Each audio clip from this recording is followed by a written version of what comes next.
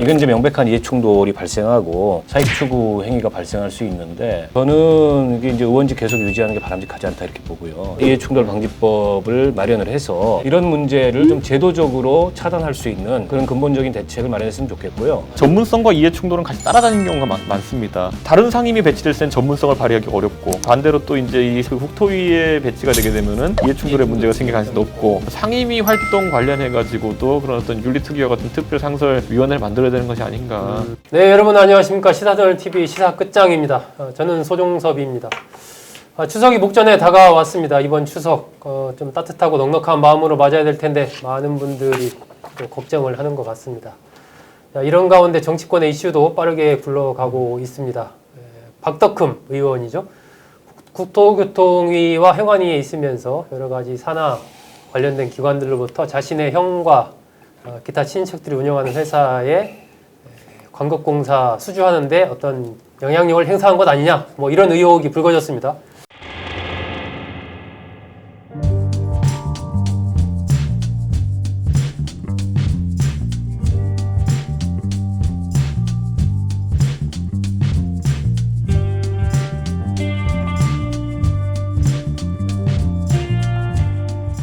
이 문제에 관련해서 박원석 정의당 정책위 의장, 이준석 미래통합당 최고위원과 얘기 나누겠습니다. 자, 박 의원님. 네.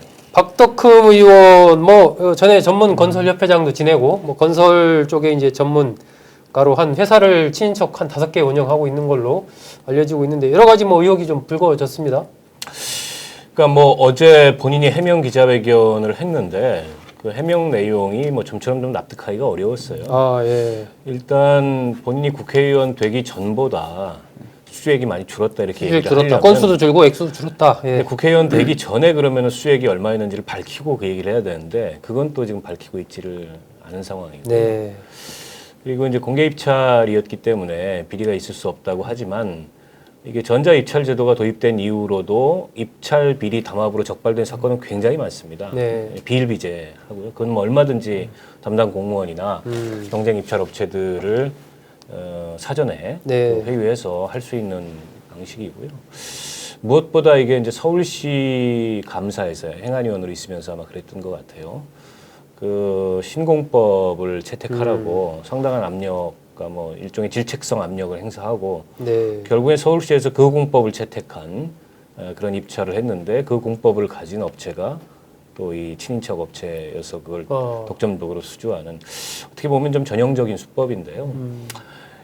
애초부터 박덕흠 의원이 전문건설협회장 출신이자 본인이 건설회사를 소유했다가, 그렇죠. 그걸 이제 아들에게 네, 혹은 네. 형에게 이렇게 지분을 넘긴 상황에서 국토위나 이런 데를 가는 것 자체가 저는 문제였다고 보고, 네. 이건 이제 명백한 이해충돌이 발생하고 사익 추구 행위가 발생할 수 있는데, 이걸 제대로 사실은 당내에서도 국회에서도 견제하지 못한 문제도 있는 것 같아요. 그 국토교통이 간사까지 했잖아요. 그러니까요. 국토교통이 간사하면 사실은 상당히 힘이 있는 거죠. 그 힘 있는 정도가 아니죠.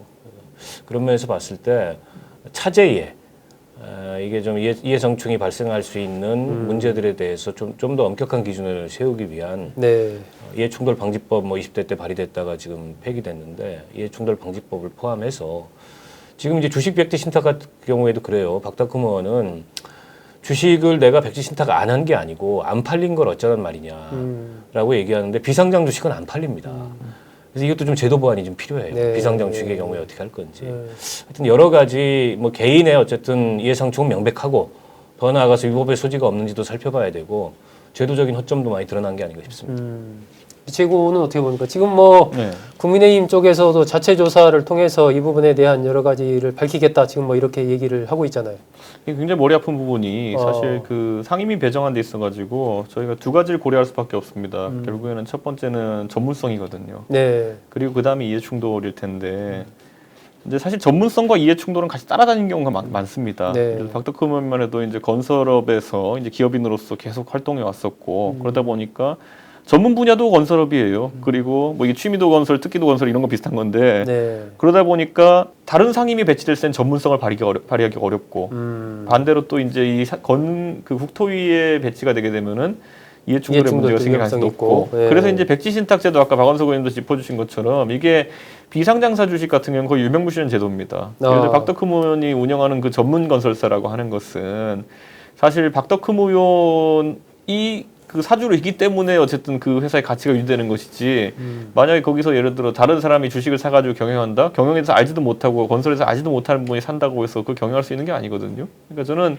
그런 상황 속에서 백지신탁제도는 이런 상황을 막는 데 도움이 안 된다. 이런 인식을 가져야 하고 지금 공직자윤리법에도 보면 어떻게 규정하고 있냐면은 그 상임위에서 이해충돌 소지가 있을 때 그런 법안이 올라왔을 때는 표결에 참여하면 안 되고 그 다음에 의견 개진도 하면 안 된다는 데 있어요. 근데 이 두 가지를 벗어난 영역에서 지금 박덕흠 의원이 영향을 행사한 거 아니겠습니까? 서울시 국감을 하면서 거기서 이제 신공법을 썼느냐 안 썼느냐 이런 얘기를 한 것인데 저는 이렇게 이제 너무 가는 채로 이제 계속 하는 것만으로는 좀 한계가 있을 것이다 이런 생각이 들고 저는 애초에 그럼 상임위를 회피할 수 있게 만들어야 된다.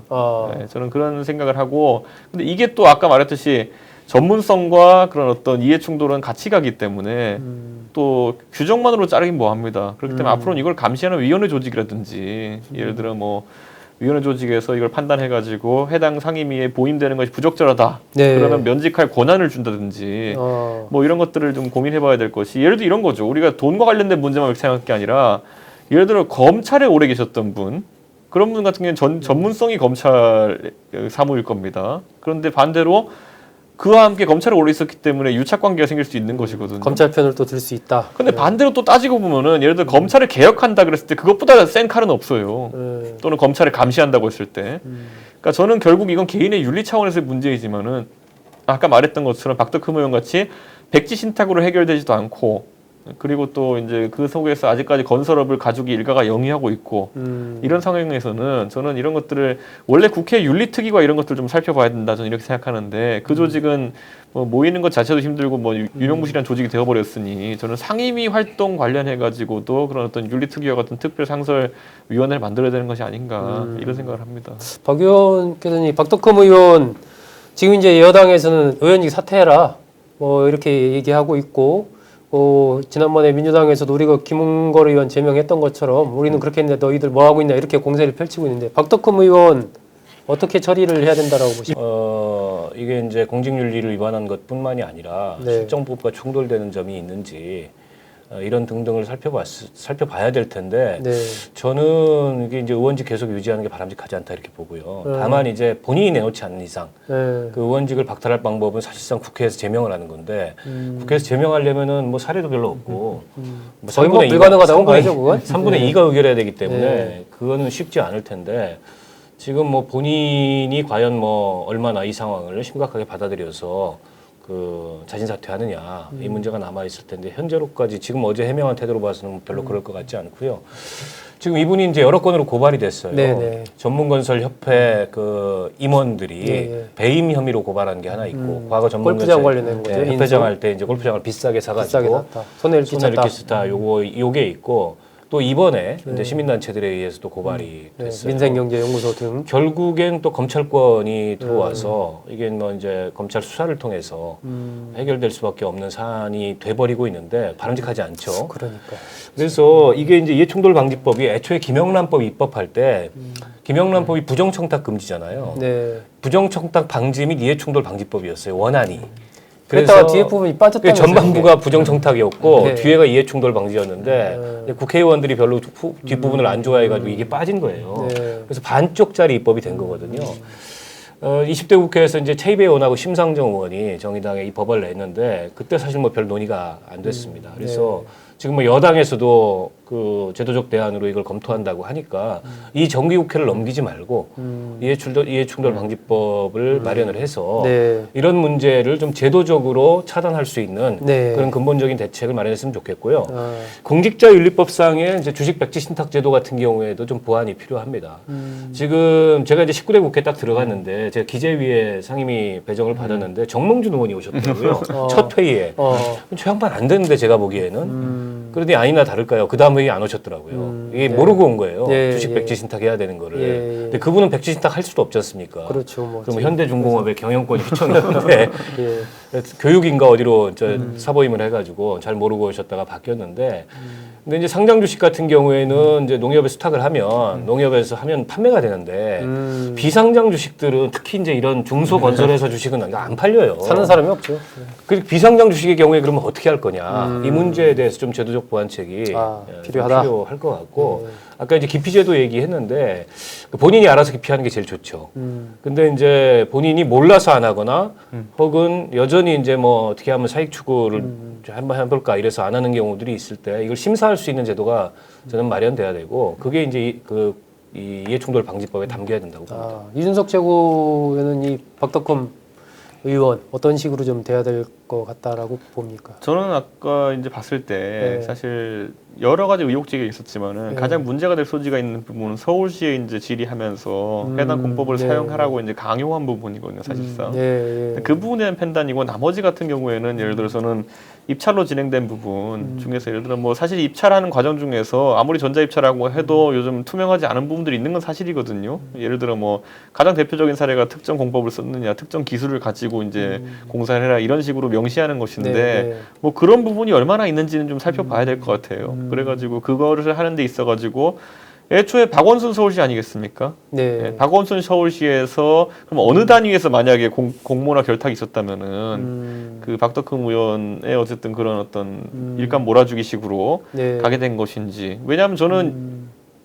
이 사람을 특정할 수 없으면 사실 그게 좀 모호해지거든요. 그렇죠. 예. 네, 그럼 저는 그게 이제 아까 말했던 검찰 수사의 영역이고 할 텐데 저는 이게 쉽지는 않은 수사일 것이다 이렇게 보는 것이 제가 그래서 그 건설 관련 신기술을 뭐 박덕흠 의원의 회사만 가진 것도 아니고 수백 가지 수천 가지가 있더라고요. 네. 그게 사이트에 건설 무슨 환경연구원인가 거기 가보면은 건설 신기술로 지정된 게 수백 가지 수천 가지 나오고 네. 실제로 거기에 있는 중소건설사들의 그 기술을 우대하라는 지침도 있어요 보면은 그렇기 때문에 그 맥락을 크게 벗어나가지고 서울시가 박덕흠 의원 회사에게 몰아준 것인지 아니면은 그 맥락상에서 다른 어떤 그런 신기술 지정된 회사들도 비슷한 혜택을 받은 것인지 이런 것도 살펴볼 필요는 있다 이렇게 봅니다. 네.